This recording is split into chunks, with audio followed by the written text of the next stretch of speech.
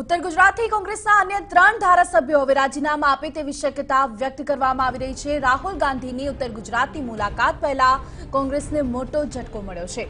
તો ગઈકાલે રાહુલ ગાંધીની મુલાકાત અંગે ઉત્તર ગુજરાતના નેતાઓની બેઠક મળી હતી અને આ બેઠકમાં આશા પટેલ પણ હાજર રહ્યા હતા।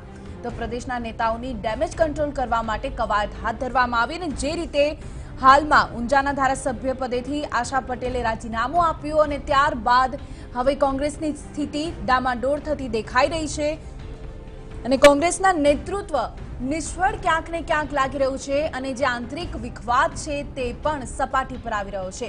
તો જે રીતે હવે રાહુલ ગાંધી 16-17 દરમિયાન ગુજરાતની મુલાકાતે છે અને તેને લઈને હવે તૈયારીઓ પણ શરૂ કરવામાં આવી છે। તો એક તરફ રાહુલ ગાંધીની મુલાકાતને લઈને તમામ તૈયારીઓ અને બીજી તરફ લોકસભાની ચૂંટણીને લઈને પણ તૈયારીઓ, પરંતુ કોંગ્રેસની અંદર જે આંતરિક વિખવાદ છે તે હવે સપાટી પર આવી રહ્યો છે।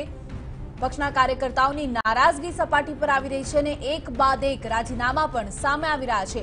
તો જે રીતે હાલમાં જ ઊંઝાના ધારાસભ્ય પદેથી આશા પટેલનું રાજીનામું સામે આવ્યું અને હવે અન્ય 2 રાજીનામા કચ્છથી બહાર આવે તેવી પણ શક્યતા।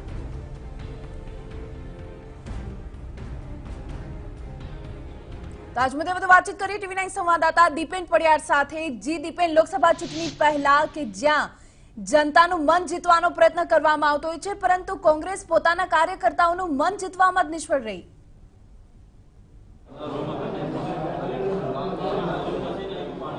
બિલકુલ કોમલ, કોંગ્રેસના જે ધારાસભ્યો છે, ચૂંટાયેલી પાકના પ્રતિનિધિઓ છે, તેમાં નારાજગીનો જે સૂર છે તે સૂર યથાવત જોવા મળી રહ્યો છે। ખાસ કરીને પ્રદેશમાં જે નેતાઓ વચ્ચે જે આંતરિક કલહ અને વિખવાદ ચાલી રહ્યો છે તેને લઈને ક્યાંક ને ક્યાંક ધારાસભ્યોમાં નિરાશા છે। મહત્વનું છે કે રાહુલ ગાંધીમાં ઉત્તર ગુજરાતનો જે પ્રવાસ છે તે પ્રવાસ ગોઠવાઈ રહ્યો છે। ગઈકાલે પ્રવાસના આયોજન માટે ઉત્તર ગુજરાતના જે નેતાઓ છે તે નેતાઓની બેઠક મળી હતી। આ બેઠકમાં આશા પટેલ છે તેઓ પણ હાજર રહ્યા હતા અને બેઠક બાદ પણ આશા પટેલે પ્રદેશ પ્રમુખ અમિત ચાવડા છે તેમની સાથે પણ બેઠક કરી હતી। પરંતુ આજે જે રીતે આશા પટેલે રાજીનામું આપ્યું છે, કોંગ્રેસના તમામ હોદ્દાઓ અને ધારાસભ્ય પદેથી રાજીનામું આપ્યું છે, તેને લઈને કોંગ્રેસને ઉત્તર ગુજરાતમાં મોટો ઝટકો પડ્યો છે। 15 અને 16 ફેબ્રુઆરીના રોજ રાહુલ ગાંધી જ્યારે ઉત્તર ગુજરાતથી લોકસભાની ચૂંટણીનો શંખનાદ કરવાના હોય તે પહેલાં કોંગ્રેસ માટે મુશ્કેલી ઊભી થાય તે પ્રકારના સમાચારો છે। આ ઉપરાંત પણ ઉત્તર ગુજરાતના અન્ય 2 થી 3 ધારાસભ્યો છે તે પણ કોંગ્રેસમાંથી રાજીનામું આપે તેવી શક્યતા છે। મહત્વનું છે કે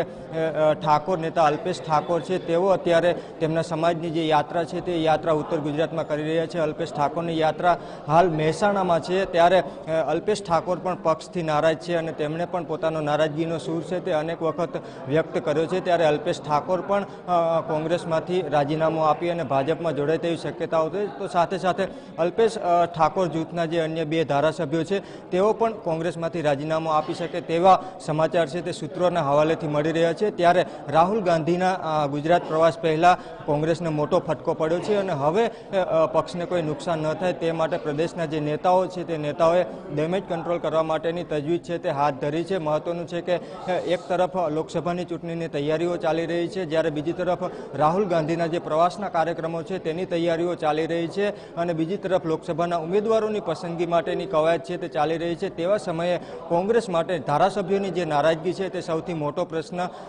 ઊભો થયો છે। મહત્વનું છે કે જે રીતે ચૂંટાયેલી પાંખ અને સંગઠન વચ્ચે સંકલનનો અભાવ છે તે સૌથી મોટો પ્રશ્ન છે, કારણ કે ચૂંટાયેલા સભ્યો અને સંગઠન વચ્ચે ક્યાંય સંકલન જોવા નથી મળતું। તેને લઈને પણ ધારાસભ્યોમાં અન્ય ધારાસભ્યો છે તેમાં પણ નારાજગી જોવા મળી રહી છે। ત્યારે હાલનું જે પ્રદેશનું નેતૃત્વ છે તે નેતૃત્વ પણ ધારાસભ્યોને સાથે લઈને ચાલવામાં નિષ્ફળ નીવડ્યું છે। ત્યારે હાલના જે નેતૃત્વ છે તેની સામે પણ અનેક સવાલો ઊભા થઈ રહ્યા છે। ત્યારે આ સમગ્ર જે પરિસ્થિતિ ઊભી થઈ છે તેને હાલ કંટ્રોલ કરવા માટેની કવાયત છે તે હાથ ધરવામાં આવી છે। જી કોમલ।